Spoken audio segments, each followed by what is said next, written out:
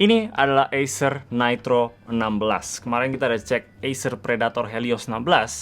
Ini versi budgetnya gitulah, dengan kualitas yang kurang lebih sama, layar yang sama juga besarnya, spek yang menurut gua nggak kalah jauh dengan harga yang lebih murah. Dulu kalau gue pikirin soal Acer Nitro, gue pasti pikirnya laptop yang punya performance oke, tapi dengan beberapa hal yang dikorbanin sama Acernya gitu. Kayak mungkin layarnya, akurasi warnanya jelek, RAM-nya cuman single channel, baterainya yang biasa aja. Tapi kali ini kayaknya mereka punya banyak perubahan. Desainnya juga udah berubah, ada logo N di sini yang kerasa banget gamingnya gitu. Pakai chassis yang kurang lebih sama ya kayak Nitro yang dulu. Gua rasa sih mereka nggak terlalu pernah berubah ya. Tebel, gendut, berat, dan ya kurang enak lah untuk dibawa kemana-mana. Yang sebenarnya sih bagus untuk airflow, jadinya sebenarnya untuk performance itu nilai plus lah punya laptop yang tebel kayak gini. Tapi ya untuk dibawa kemana-mana udah jelas nggak bakal enak. Kali ini kita pakai Ryzen 7 7735HS 8 core 16 thread.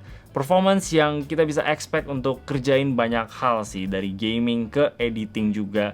Edit di Lightroom kerasa cepet banget dengan import 50 foto RAW cuman 51 detik dan ekspornya itu cuman di 56 detik. Edit video 4K di Premiere Pro juga kerasa lancar banget tanpa ada patah-patah sama sekali, dan ekspornya juga cepat, cuman di 4 menit 45 detik. Hasil benchmark di mode balance itu agak sedikit naik turun ya, tapi overall tetap mantep kok. Gue pribadi sih suka mode balance ya, karena itu kipasnya nggak terlalu berisik banget. Kalau kita ganti ke mode performance, kita bisa lihat performance yang lebih stabil lah, dan juga lebih konsisten, tapi kipasnya bakal lebih kenceng aja. VGA-nya di sini pakai RTX 4050 yang menurut gua untuk gaming di Full HD itu udah pas banget. Untungnya layarnya di sini juga cuman Full HD di 16:10, 165 Hz, dan juga punya akurasi warna yang menurut gua cukup bagus lah untuk kelasnya Nitro. Jadi untuk editing dan juga main game menurut gua layarnya udah bisa all in one gitulah. Keterangan di layar ini juga bisa sampai 500 nits dari pengetesan gua ya. Jadi untuk penggunaan outdoor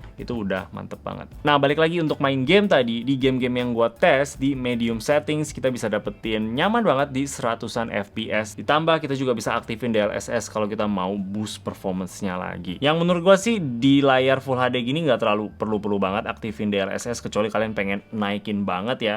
Udah cukup dan ya udah nyaman juga. Overall main game di layar 16 inch di sebuah laptop dengan bisa dapat di 100-an FPS ke atas, menurut gue itu udah mantep banget. Ada webcam di sini yang ya formalitas aja lah kalau kita butuh ada gitu, karena hasilnya juga nggak bagus-bagus banget ya. Ini masih 720p coba. Ya daripada nggak ada, ini masih oke lah. Kualitas dari laptop ini termasuk keras dan kokoh. Menurut gua chassis keyboardnya itu nggak ada flex, hinge-nya mantep, bisa buka pakai satu tangan, nggak ada creaking sama sekali kalau kita pegang-pegang. Ada wobble sedikit lah di layar kalau kita kayak giniin ya, cuman nggak terlalu parah-parah banget kok. Overall kualitasnya menurut gua udah mantep banget, bahkan sebenarnya nggak terlalu ada perbedaan ya sama Acer Predator yang lebih mahal gitu. Keyboardnya ini Acer gaming banget ya, full size, ada numpad di sana, dan untuk ketik sih menurut gua nggak terlalu enak banget, dia kayak agak sedikit lembek-lembek, tapi untuk main game ya gua sih nggak terlalu komplain. Ada tombol Nitro Sense yang entah berapa kali gua nggak sengaja kepencet. Kalau gua pencet backspace agak sedikit menyebalkan, tapi ya udahlah. Tombol power di pojok kanan, dan juga ada tombol di atas sini untuk gantiin mode performance dari balance ke performance ke turbo kayak gitu. Untuk trackpad, gua sama sekali nggak pernah suka trackpad dari Acer, dan di sini juga sama, palm rejectionnya itu jelek banget menurut gua. Pencetannya itu lembek-lembek semua, nggak ada satisfyingnya sama sekali. Trackingnya sebenarnya nggak ada masalah, gesture 2 jari untuk scroll juga enak-enak aja, 3 jari swipe sana sini juga aman, cuman pencetnya itu nggak enak loh, dan kadang-kadang kalau ketik itu suka kegerak-gerak sendiri, itu yang bikin nyebelin. Jadi mending matiin aja sekalian itu trackpadnya, tinggal pakai mouse. Gue masih bisa maafin lah laptop gaming yang punya trackpad jelek ya, karena ya 90% orang-orang juga bakal pakai mouse gaming anyway kan ya. Jadi ya sudahlah. Untuk portsnya di sini ada 2 USB 3.2 Gen 2, HDMI 2.1, 2 USB-C, colokan Ethernet, 1 USB 2.0, micro SD card, dan audio combo jack. Ada speaker yang downfiring yang tipikal speaker gaming, nggak terlalu bagus-bagus banget, tapi setidaknya ini bisa lumayan keras lah.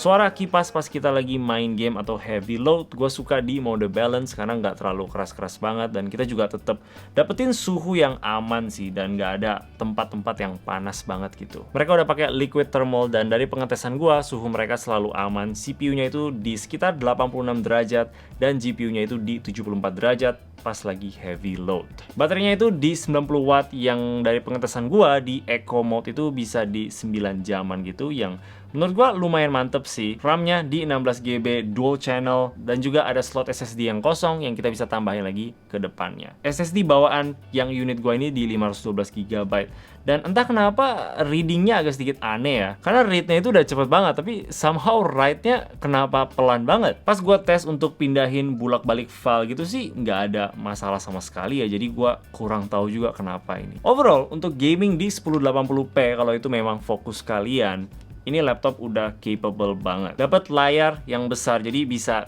kurang lebih gantiin PC kita di rumah kalau misalkan nggak mau pakai monitor gitu. Predator Helios 16 itu hampir sama persis sih sama ini, dengan spek yang lebih kuat dan layar di 2K, karena memang lebih fokus untuk main game di 2K. Jadi kalau kalian lebih fokus sama Full HD aja, ini pilihan yang lebih murah. Gue bakal kasih info lebih lanjut di bawah, dan kalau kalian suka sama video ini boleh kasih like dan juga subscribe. Thank you udah nonton. Bye-bye.